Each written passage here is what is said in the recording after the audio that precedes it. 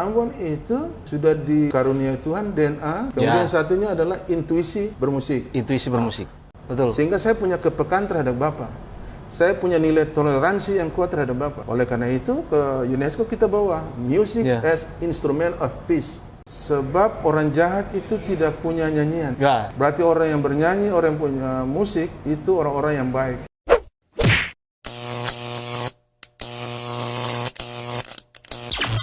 Oke guys, 2019 kemarin Kota Ambon ditetapkan sebagai salah satu kota kreatif, Ambon City of Music oleh UNESCO. Nah, hari ini saya merasa sangat spesial karena sang eksekutornya, tapi kadang-kadang juga menjadi aktor intelektual ini pasti. Pak Roni Lopis. Siapa yang tidak kenal dengan Pak Roni Lopis? Beliau yang banyak mengarsiteki terkait dengan Ambon Kota Musik Dunia. Pak Roni, apa kabar Pak? Baik Pak Pandi, baik. Kita sekian lama sudah terhubung kerjasama, tapi saya baru kali ini ketemu sebenarnya. Baik, senang sekali bisa ketemu Pak Pandi, bisa bekerja sama ya. Iya. Akhir-akhir ini saya lihat Pak Roni juga cukup aktif di dunia virtual. Saya lihat belajar jadi host tuh, beberapa podcast. Sekarang gantian Pak Roni narasumber, Beta sebagai hostnya. Orang kreatif mesti serba bisa Pak. Iya itu. Nah guys, sebenarnya saya pingin menggali lebih banyak dengan Pak Roni. Masuk sebagai kota musik dunia itu bukan sesuatu yang gampang. Saya kasih contoh kota Bandung. Bandung itu segudang anak-anak yang mengeksplorasi musik, segudang talenta ada di Bandung, tapi belum masuk sebagai kota musik. Ambon proses sejak 2011 kalau saya nggak salah. Wacananya mulai 2011. 2011 itu mulai berproses wacananya sampai kemudian ditetapkan, berarti kurang lebih 8 tahun Pak. 2019 ditetapkan di akhir tahun ya. Nah, sesuatu yang menarik bahwa Ambon ditetapkan sebagai kota musik dunia oleh UNESCO di tahun 2019. Ambon bisa berdiri sejajar dengan beberapa kota, beberapa kota di dunia yang oleh UNESCO memberikan gelar itu kota kreatif. Yang menariknya itu orang lebih banyak kenal kota musik, tapi sesungguhnya itu kota kreatif. Berbasis musik. Berbasis musik. Nah ini yang ingin kita gali dari Pak Roni, sebenarnya kenapa Ambon mau diarahkan sebagai kota musik? Oke. Jadi memang kota-kota di dunia itu, Bung Wandi, itu sementara bekerja menuju kota yang bisa mandiri. Kota yang bisa mandiri, artinya kota-kota yang tidak mengandalkan sumber daya alam dan komoditi saja, tapi mengandalkan kreativitas. Nah, kalau kreativitas itu datangnya itu dari ide, dari konsep. Sehingga dalam kondisi yang paling sulit pun dia dapat mencari jalan keluar. Nah itu kota-kota yang sementara berkembang. Lalu kemudian dari sisi penduduknya itu analisis yang UNESCO bikin itu sampai dengan 2050 itu 75% penduduk akan tinggal di kota. Itu artinya bahwa beban terhadap kota itu akan sangat besar. Oleh karena itu dibutuhkan orang-orang yang kreatif untuk memanage kota itu. Mulai dari masyarakat sampai kepada pemerintahnya. Jadi semua aktor di dalam konsep stakeholders itu semua berperan tapi berbasis kreatif. Nah kreatif yang mana? Nah kenapa Ambon? Ambon itu sudah dikaruniai Tuhan DNA. Kemudian satunya adalah intuisi bermusik. Intuisi bermusik. Kalau DNA itu kita bicara siklus hidupnya orang Ambon itu mulai dari janin sampai kematian itu terpapar oleh musik. Dia menyanyi. Iya. Lalu yang berikut, kenapa disebutkan intuisi? Itu yang dianalisis di Ambon Music Office. Dari sisi intuisi itu adalah bahwa dia bermusik itu natural, alamiah, tanpa ada sebuah metode, tiba-tiba dia bisa bernyanyi. Tiba-tiba dia bisa bikin harmoni. Nah itu sesuatu yang penting. Tapi dalam konteks masuk ke UNESCO, tadi betul yang Bung Wandi sampaikan bahwa tidak semudah itu. Ya. Jadi orang berpikir bahwa menjadi kota musik itu hanya karena ada pemain musik di kota itu, bukan. Yang paling penting adalah bahwa musik bisa dijadikan trigger untuk mengembangkan sektor-sektor yang lain di dalam kota itu. Ya. Jadi musik di atas, kemudian dia menarik sub-sub sektor lain.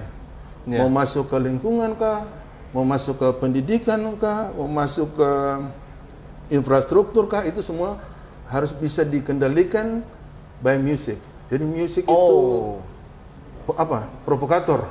Ya, dia menjadi energizer untuk menggerakkan yang lain. Itu kota kreatif. Sehingga banyak orang berpikir gini, oh kalau kota musik itu berarti harus dipenuhi oleh pemain-pemain musik, bukan itu saja. Ya. Tapi berbanggalah kita yang lahir di Ambon, kemudian punya DNA musik, intuisi bermusik, karena kita sebenarnya sementara dipakai untuk menggerakkan hal-hal yang tidak berhubungan dengan musik secara langsung. Ya. Yang saya sebutkan dalam konteks Kementerian Pariwisata itu disebut sub-sub sektor unggulan lainnya, terhisap oleh karena adanya musik. Ya. Itu. Artinya, ya, kota musik ini didevelop sesungguhnya bukan hanya sebatas menunjukkan bahwa Ambon itu kota musik. Betul. Tapi musik itu yang menjadi pemicu, menjadi energizer untuk sektor lain. Betul. Sektor pariwisata, sektor-sektor yang lainnya yang akan terhubung dengan itu orang musik. Jerman bilang naturlich richtig. Naturally richtig. Betul-betul sangat benar apa yang Bapak sampaikan. Lah, itu guys. Jadi saya justru baru paham hari ini bahwa sesungguhnya yang didevelop sebagai kota musik itu bukan menunjukkan Ambon itu yang memiliki talenta bermusik, Ambon itu yang memiliki talent musik, yang pintar bernyanyi, tapi bukan hanya sekerdil itu. Tapi sesungguhnya ini adalah sebuah strategi ekonomi. Bahwa musik akan menjadi pemicu untuk mengenergizer sektor-sektor yang lain. Ini yang menarik. Betul. Oleh karena itu saya sambung nih Bang Andi. Oleh karena itu betul tadi. Kenapa ekonomi? Kalau produk itu dihasilkan dari sebuah kerja kreatif, maka sebenarnya kita sementara menghasilkan apa yang disebut dengan ekonomi kreatif. Iya. Nah, karena ekonomi kreatif itu dihasilkan oleh orang-orang yang kreatif. Nah, jadi tadi bahwa sumber daya alam terbatas. Ya. Maka yang harus dihasilkan adalah sumber lain yang berasal dari ekonomi kreatif. Ya. Nah, karena di ekonomi kreatif itu berarti nanti kita menuju apa yang disebut dengan industri kreatif. Industri kreatif. Nah, itu sebenarnya intinya tuh. Jadi yang dalam konteks Ambon Ambon, kalau orang Ambon menganggap dulu musik hanya hobi, sekarang dia harus merubah mindset itu bahwa musik itu bisa menghidupi dia. Bisa menghidupi dia. Artinya apa? Ekonomi kreatif itu berkembang di kota itu berbasis musik. Oleh karena itu, ada satu program unggulan kita sekarang yang namanya kita keluarkan dari Ambon Music Office adalah Sound of Green. Sound of Green. Itu coba kolaborasi antara sound dari sisi musik, green dari sisi lingkungan. Tapi nanti dia punya dampak terhadap subsektor yang lain. Salah satunya adalah pariwisata. Sehingga kita sekarang di Ambon sudah melonsing dan punya dokumen menyangkut pariwisata musik. Jadi music tourism itu untuk konteks Indonesia hanya di Ambon. Jadi kira-kira itu. Nanti kita lanjut juga ke pendidikan. Pendidikan apa? Ada kurikulum berbasis musik. Kita ke lingkungan yang digerakkan oleh musik. Contoh yang paling gampang. Kalau bambu hilang, itu maka musik etnik itu juga hilang. Musik etnik hilang, tapi di lain sisi apa? Lingkungan hilang. Mitigasi bencana bagaimana? Wah, setuju. Nah, itu dampaknya. Sehingga tadi saya sangat, kenapa saya bilang bahwa yang Bung Wandi sampaikan itu naturally richtig, karena itu pernyataan yang banyak orang harus pahami bahwa dia tidak hanya bicara bermain musik. Ini memang sebagian besar orang masih memahami bahwa Ambon itu kota musik, dia musik di mana-mana, menyanyi di mana-mana, tapi tidak sekerdil itu ternyata. Karena ini sebuah strategi ekonomi. Saya juga hari ini mendapat pencerahan bahwa Ambon kota musik itu adalah sebuah strategi ekonomi. Ini sebuah loncatan yang menurut saya kalau saya lihat di tengah perkembangan teknologi informasi saat ini, sekarang kan dunia multimedia. Ambon sudah memposisikan diri sebagai kota kreatif. ini jangka panjang menurut saya. Iya, iya.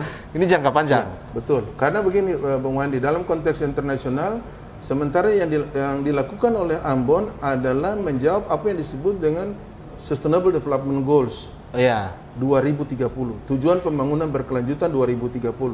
Iya. Nah, dari 17 goals yang ada, tujuan yang ada pada UNESCO itu musik salah satunya. Musik salah satu. Nah, kalau dalam konteks 17 goals yang penting itu, maka sebenarnya musik satu, kemudian nanti dia harus berimpact terhadap 16 goals yang lain. Ya. Itu konteks internasional. Misalnya saja, dengan pengembangan City of Music, Creative City itu sebenarnya berhubungan dengan goals ke-11 pada tujuan pembangunan berkelanjutan dunia. Ya. Dia masuk goal 11 itu bicara tentang development city, dan kemudian komunitas yang berkelanjutan. Ya. Goals ke-11. Tapi nanti kalau kita kembangkan musik di sini, maka dia punya pengaruh terhadap no poverty, no hunger, ya. Kemudian action climate. Jadi pengaruh terhadap lingkungan. Jadi semua yang sektor lain bisa dipengaruhi. Contoh yang Sound of Green tadi, kalau kita kembangkan dengan baik, dia punya pengaruh banyak. Bicara pendidikan dalamnya. Bicara pendidikan di dalam Sustainable Development Goals itu ada yang disebut dengan quality of education.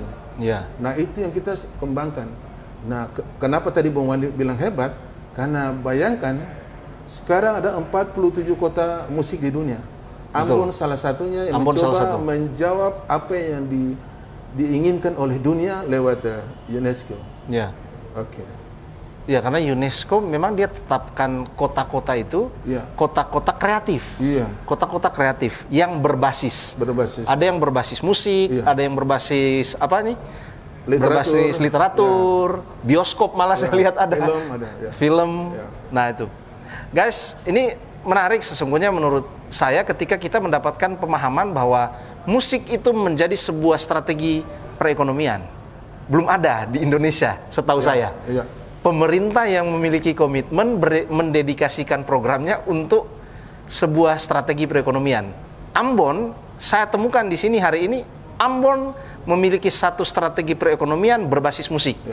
Instrumennya adalah musik, itu. Tapi lebih jauh lagi, filosofi musik yang mempersatukan, musik yang memberikan ketenangan, pencerahan buat psikologi manusia. Menurut saya ini sangat brilian ide terkait dengan musik yang menjadi sebuah strategi ekonomi. Pak Roni yang banyak mengeksekusi terkait dengan konsep-konsep kota musik. Nah, sesungguhnya kalau memberdayakan talent di kota Ambon sendiri itu, pemerintah mempunyai komitmen seperti apa kalau berdayakan talent? Oke. Jadi di Ambon Music Office sendiri kita punya 25 langkah strategis. Nah, 25 langkah strategis itu kalau kita pilih menjadi 5 pilar penting. Nah, salah satu pilar yang penting adalah bagaimana membangun komunitas. Komunitas musik. Iya, komunitas musik. Nah, yang penting untuk diingat adalah bahwa kalau itu kota kreatif berbasis musik, maka musisi itu jumlahnya sangat banyak. Nah, musisi yang jumlah sangat banyak ini sebenarnya mereka adalah representasi dari masyarakat yang ada di kota itu. Oleh karena itu untuk UNESCO, saya sampaikan bahwa 90% orang Ambon bisa bernyanyi. Nanti ada bernyanyi bisa mengeluarkan suara. Ada juga yang bernyanyi by feeling dan rasa, tapi yang jelas perasaan musiknya itu sangat tinggi. Oleh karena itu, yang pertanyaan sangat penting adalah sekarang bagaimana mensinergitas antara pemerintah dengan komunitas, termasuk juga pihak swasta, termasuk juga dengan pendidikan. Itu kerja berat. Lalu berikut, orang masih memandang gini, kalau kota musik, oh berarti langsung komunitasnya sudah harus hebat, sudah harus terpenuhi ekonominya ya. Tapi tahukah bahwa di dalam pekerjaan membangun sebuah kota kreatif, kita punya strategi. Nah, strategi yang terakhir itu akan disebut dengan mapan. Sekarang Ambon itu sementara berada pada konteks sedang berkembang menuju kemapanan. Dalam konteks masih progres menuju kemapanan. Karena yang paling susah adalah merubah mindset. Contoh saja, kalau musik itu menjadi hobi, kemudian kita rubah dia menjadi sesuatu yang menghasilkan ekonomi, itu butuh waktu. Waktu, kemudian pola pikirnya harus berubah. Bahwa bermain musik harus ada income-nya. Iya. Begitu. Tapi dalam proses yang sekarang ini kan tidak semudah itu. Betul. Iya, tidak semudah itu karena kita harus buat perimbangan. Harus buat perimbangan karena itu artinya bahwa dari sisi pemerintah semua SKPD, semua OPD ini kan harus punya komitmen yang sama untuk menjadikan musik itu head of planning-nya. Iya. Pusat perencanaannya. Nah, itu yang butuh proses. Iya. Saya kasih contoh. Ambon Music Office punya sinergitas misalnya dengan Dinas Pariwisata, dengan Bapekot, dengan Dinas Pertanian, kemudian juga dengan Kominfo. Itu masih belum tuh. Masih harus banyak lagi yang digerakkan karena untuk membawa ke satu visi itu butuh waktu. Butuh proses. Butuh proses dan kita pikirkan itu secara baik. Nah, sekarang di Ambon Music Office itu sebenarnya kita pikirkan adalah kita menyiapkan dokumen perencanaan yang kuat. Untuk tinggal landas ini penting nih. Yeah. Nah, salah satu yang penting misalnya kita siapkan regulasi. Regulasi bagaimana? Biar bisa berkelanjutan. Berkelanjutan. Sehingga dikunci di situ. Iya, dia bisa jalan terus ya. Iya, betul. Kemudian dokumen perencanaan dari sisi punyakah roadmap. Nah, itu semua disiapkan. Nah, sekarang Ambon Music Office punya roadmap. Iya. Sampai dengan 2030. Itu kita udah susun tuh. Kemudian kita punya bagaimana cara membranding sebuah kota by music. Itu sudah ada. Kemudian kita punya dokumen kurikulum musik. Ya, kemudian kita punya dokumen pariwisata musik. Itu sudah harus di backup dengan regulasi dan semuanya sudah ada. Hanya satu regulasi yang sementara diproses adalah regulasi untuk mengatur semua daya tarik wisata pada 10 objek yang ada di Kota Ambon. Karena apa? Nanti di dalam Sound of Green tadi, ini strateginya. Kita akan mendorong semua itu mengarah ke 10 daya tarik wisata tadi. Begitu, sehingga pendidikannya masuk, atraksi musiknya masuk, semua hal yang berhubungan dengan pengembangan ekonomi kreatif, itu harus masuk hanya ke 10 itu. Tahun berikut, mungkin kita bisa pindah ke lokasi yang lain.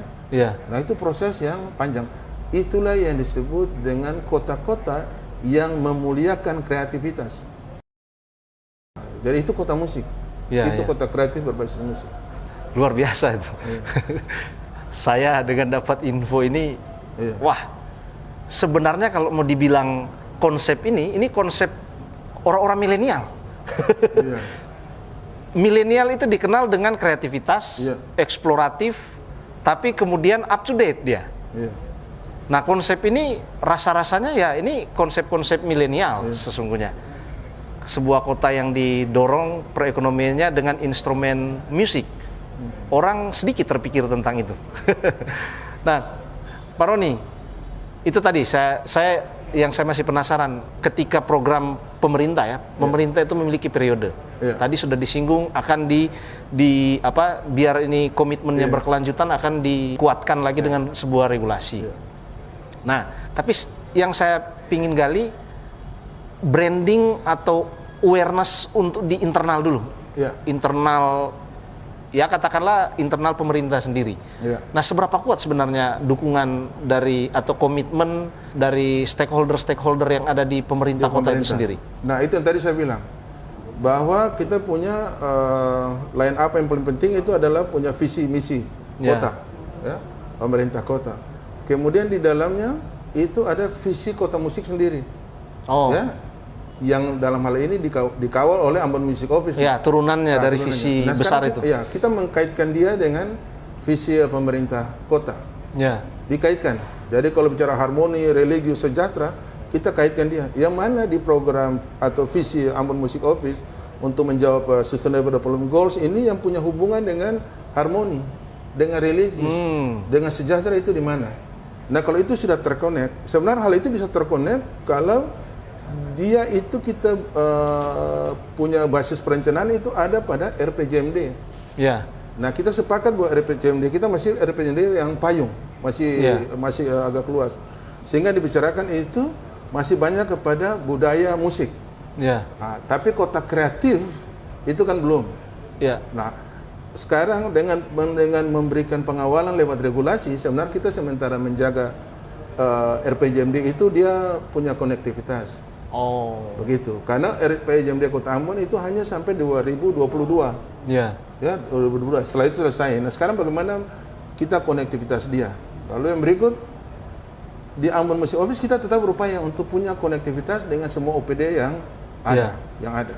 Sehingga bicara musik itu sebenarnya bukan bicara Ambon Music Office saja.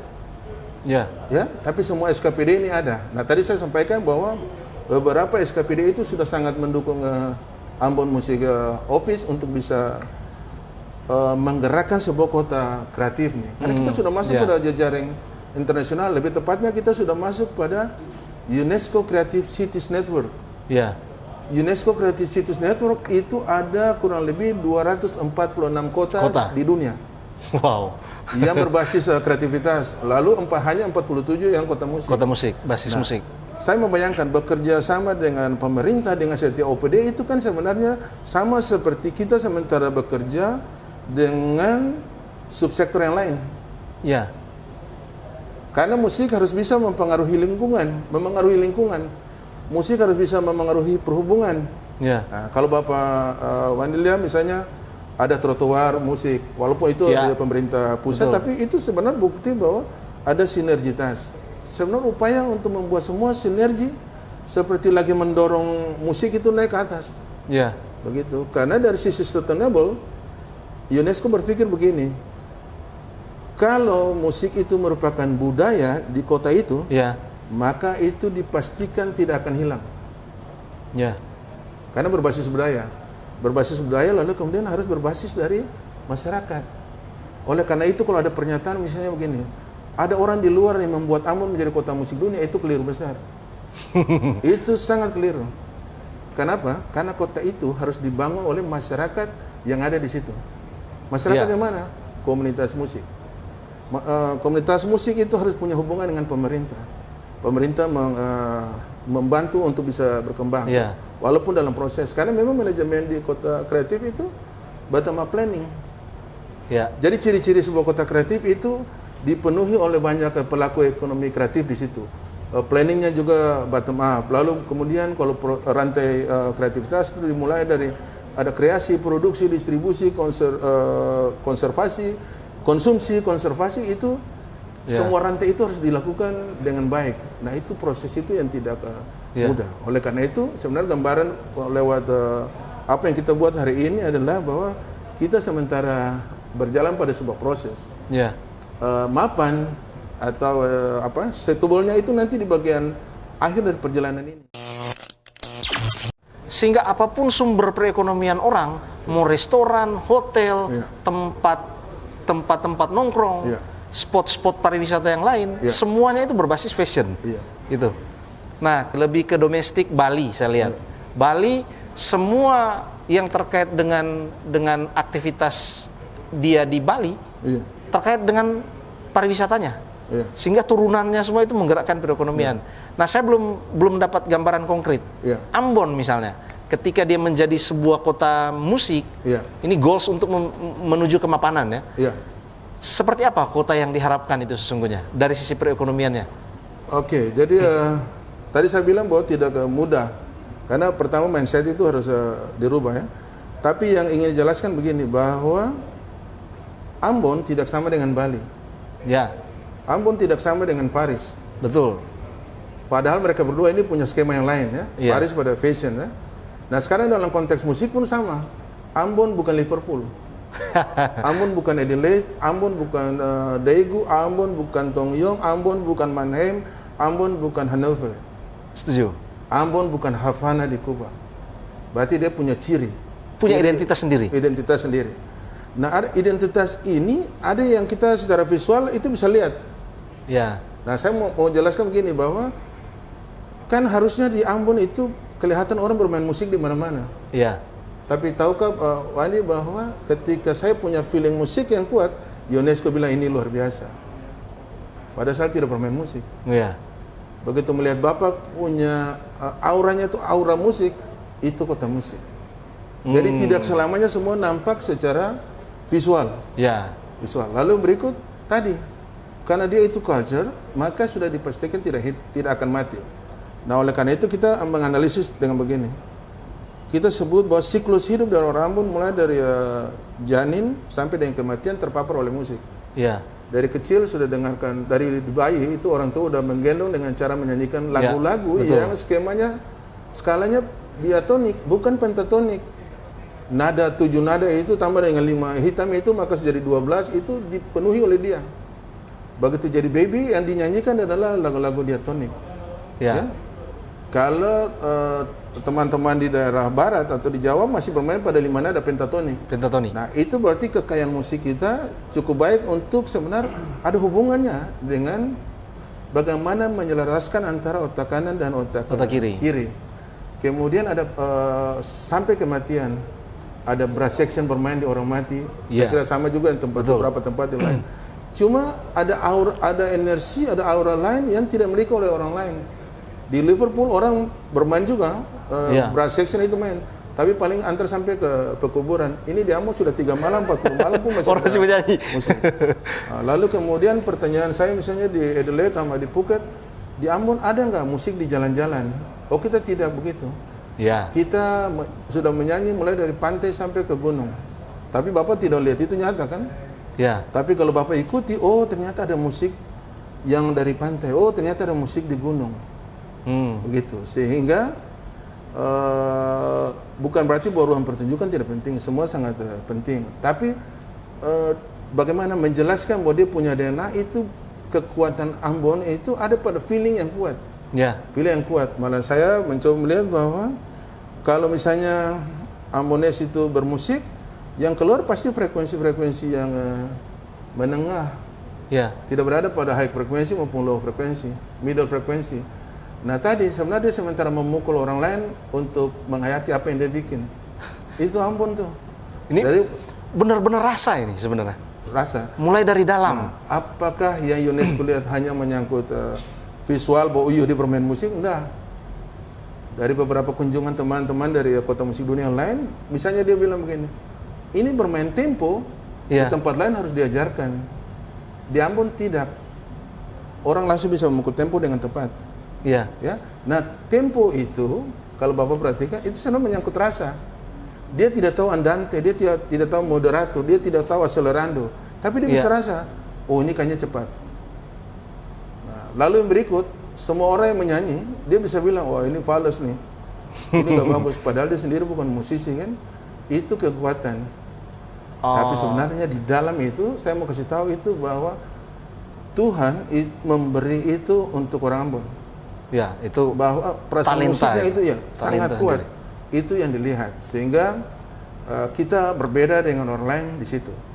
Nah itu dalam pengamatan UNESCO ada. Karena yang paling penting adalah misalnya rasa musiknya. Sehingga saya punya kepekaan terhadap Bapak. Saya punya nilai toleransi yang kuat terhadap Bapak. Oleh karena itu ke UNESCO kita bawa music as instrument of peace. Musik adalah instrument of peace. Instrumen perdamaian. Karena waktu saya bernyanyi, saya sementara memukul Bapak punya perasaan. Punya perasaan. Jadi kalau saya bermain di 440 Hz, terus kemudian saya tahu bahwa Bapak juga pada kondisi itu, maka saya pukul Bapak di 440 Hz, Bapak akan terbawa. Bapak akan merasakan impresi yang kuat, akan menangis segala macam. Karena itu Ambon. Itu Ambon. Sehingga memang tidak bisa disamakan. Kalau kita sama dengan kota lain, kita tidak jadi kota musik dunia. Guys, saya kagum dengan statement ini. Kalau Anda mengharapkan Ambon menjadi kota seperti kota Liverpool tadi, Anda mengharapkan menjadi savana Kuba, Anda mengharapkan menjadi Prancis, Anda salah. Ambon memiliki identitas sendiri, identitas musik yang betul-betul keluar dari rasa, sehingga dia menggetarkan, dan itulah musik yang membawa perdamaian sesungguhnya. Pak Roni luar biasa. Dengan saya datang ke sini, saya mendapatkan poin yang sangat filosofis nilainya, bahwa musik itu mulai dari rasa, sehingga kemudian musik membawa perdamaian. Pak Roni, saya ingin dengar statement terakhir. Ini udah banyak ini. Saya dapat banyak pencerahan, banyak informasi. Nah, ke depan dalam situasi pandemi seperti ini, terus nanti next gebrakan-gebrakan untuk City of Music itu sendiri, khususnya Ambon Music Office, itu seperti apa Pak Roni bisa berbagi ke kita? Saya secara pribadi dan juga teman-teman di Ambon Music Office tidak pernah takut terhadap COVID. Tidak pernah takut terhadap pressure. Tidak pernah takut terhadap masa kritis. Ya. Kenapa? Kita sangat yakin, secara ilmu fisika pun bilang begini, kalau ada tekanan, kita akan melakukan daya 2 kali lipat. Jadi energi yang keluar itu akan mengalahkan tekanan kita. Ya. Oleh karena itu di dalam masa pandemik pun kita harus tetap bisa berkarya. Ya. Dan dari hasil analisis yang dilakukan Ambon Music Office, untuk modal kapital daripada City of Music ini saja, justru di COVID kita mengalami peningkatan yang luar biasa. Ya. Kenapa? Seperti yang kita bikin buat sekarang, yang Pak Wandi buat sekarang. Tidak berani tampil di umum. Betul. Tapi begitu work from home, dia bikin studio di rumah. Betul. Dia menghasilkan karya di rumah. Ya, dia berkarya dengan totalitas karena dia merasa dia dibikin dari rumah. Ya. Begitu, dia tidak perlu tampil di luar. Lalu Betul. kemudian di-upload masuk secara digital, platform digital. Ya. Itu justru mengalami peningkatan. Lalu di analisis berikut, yang sebenarnya stagnan adalah pada komunitas yang banyak jumlahnya, karena terbatas dengan menjaga jarak segala macam ya. Tapi secara solo, secara sendiri-sendiri sangat luar biasa. Ini home studio di Ambon bermunculan luar biasa di mana-mana. Luar biasa. Arranger muncul sangat banyak, komposer yang baru muncul sangat banyak. Kalau misalnya dia live, dia akan mungkin mulai berhitung, kayaknya saya masih kurang nih. Tapi begitu kerja di rumah dia bikin. Iya. Dan itu yang sebenarnya harus terus dibangun. Kenapa? Karena orang-orang kreatif, kota kreatif itu harus mampu keluar dari kondisi yang mendesak dia. Iya.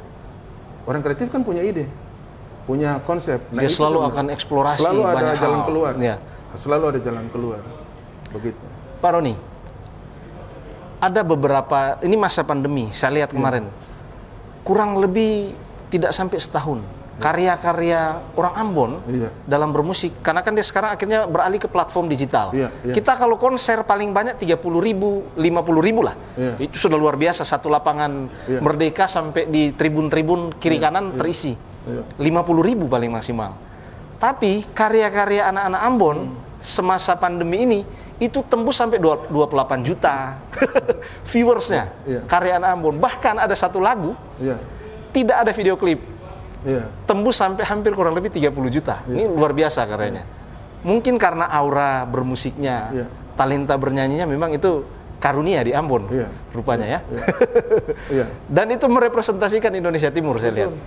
Sekarang viewers di platform digital itu paling banyak viewersnya itu talenta-talenta bermusik dari Ambon. Luar biasa. Closing statement, Pak Roni, untuk anak-anak talent, anak-anak muda, komunitas musik, Pak Roni ingin sampaikan apa untuk closing statement ini? Saya sih closing statementnya mudah saja, Pak. Tapi mungkin kalau hubungan langsung dengan kreativitas tidak. Tapi saya ingin mengatakan begini, sebab orang jahat itu tidak punya nyanyian. Berarti orang yang bernyanyi, orang yang punya musik itu orang-orang yang baik. Kalau orang-orang yang baik tidak butuh, jangan buang waktu untuk membuktikan apakah dia baik atau tidak. Tapi sebagai orang kreatif dia akan terus berkarya karena dia sementara memengaruhi banyak orang untuk terhisap menggunakan musik sebagai alat untuk menuju industri kreatif. Luar biasa. Anda mau jadi orang baik, salah satu instrumen bermusik. Pak Roni, terima kasih banyak. Terima kasih. Ini saya mendapatkan waktu yang luar biasa, mendapatkan informasi yang juga. Justru saya mendapatkan pembelajaran. Ternyata kota musik itu bukan hanya sebatas sebuah branding, tetapi dia memiliki nilai filosofi yang luar biasa, memiliki sebuah strategi perekonomian yang belum pernah terpikirkan, rasanya belum pernah terpikirkan oleh orang banyak. Terima kasih sekali lagi, Pak Roni. Terima kasih.